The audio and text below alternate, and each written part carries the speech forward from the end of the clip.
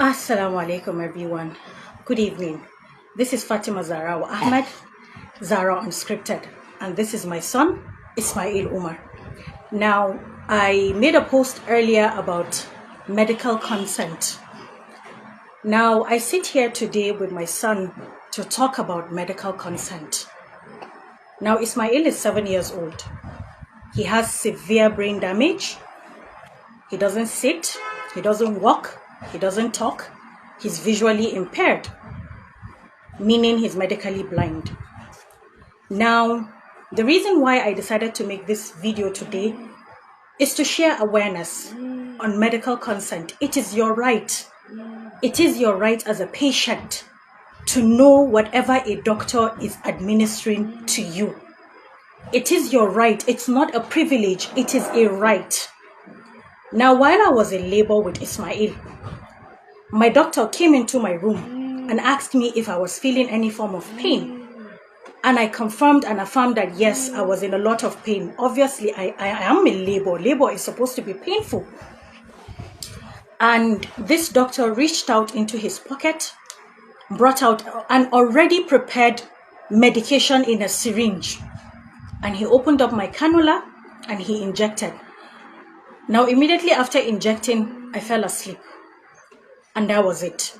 Now, even while asleep, I was still I could feel the contractions coming. I could feel every single pain, even while I was sedated. I remember while sedated, I was shouting out my sister's name because I was feeling the urge to push out the baby. And she couldn't hear me, obviously, because I was sleeping. But in my mind, I was trying, in my mind, I was trying as much as I could to talk to her. Now, what saved me was she noticed I was moving a lot. There was a lot because I was in a lot of distress. She went out and she called out the nurse, and the nurse came in, and already the baby's head was crowning. And she ran out, that's the nurse, and she called the doctor, and he said, no, he's timing. It's not time yet. And she said she has already seen that the baby is crowning. Meanwhile, my water has not even broken. And the doctor rushed in. She rushed back first before the doctor came in. And they held me. She held one hand. My elder sister held the other hand. And I walked. In that situation, at that position I walked to the labor room with the aid of my elder sister and the nurse. And the doctor came in immediately after they placed me on the bed. Now, at this time, I was already coming out of the sedation. They came in, the doctor came in, and before he could wear his gloves, because at that time my eyes were already open, and the baby just came out like he was pushed out by force, because I had a very big push and he came out. Now, when he came out, he wasn't breathing. There wasn't any form of life. He was not crying.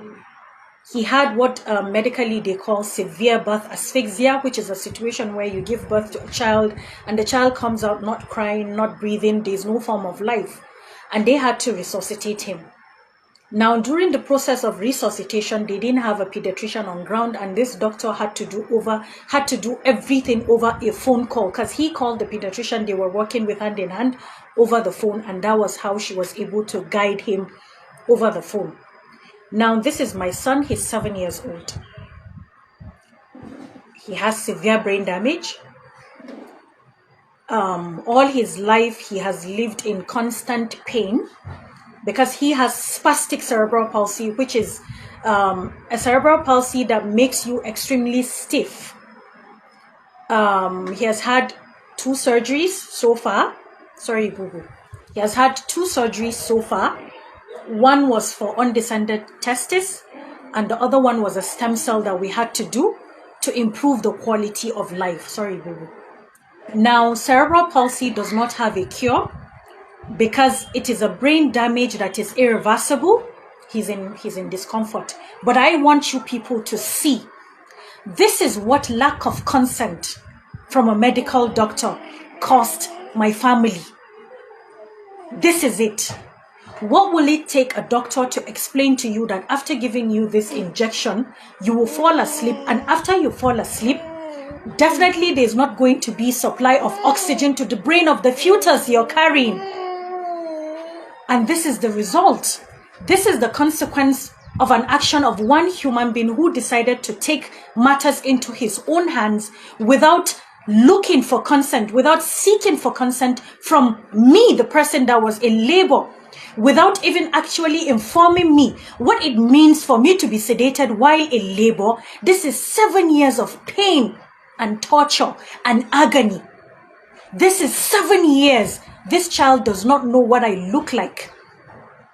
He can only hear me, but he doesn't know what I look like. He doesn't know what any of the family members look like because of one doctor's decision to sedate a pregnant woman in labor to sleep, and without monitoring what the fetus was into.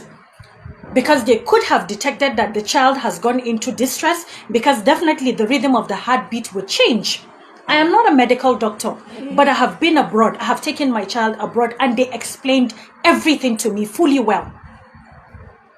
So please, for whatever medication you're going to be giving or your children, let them explain to you the side effect. Let them tell you. And if you don't agree, if it doesn't sit well with you, they shouldn't go ahead. Because this is something that we have to live with for the rest of our lives. This is a beautiful child. This is a very, very beautiful child. And alhamdulillah for Ismail. But I'm using this medium as an advocacy for people to see the pains we go through because someone decided to do something off the record.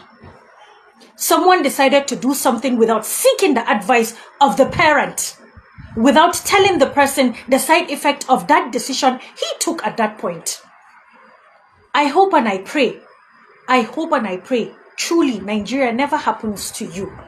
Because this is me, this is my son Ismail, and Nigeria happened to us.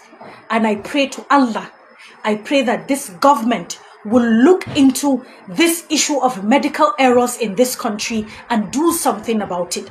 And whoever is found guilty should face the full wrath of the law, because it's totally unfair. It is unfair. Thank you, everyone.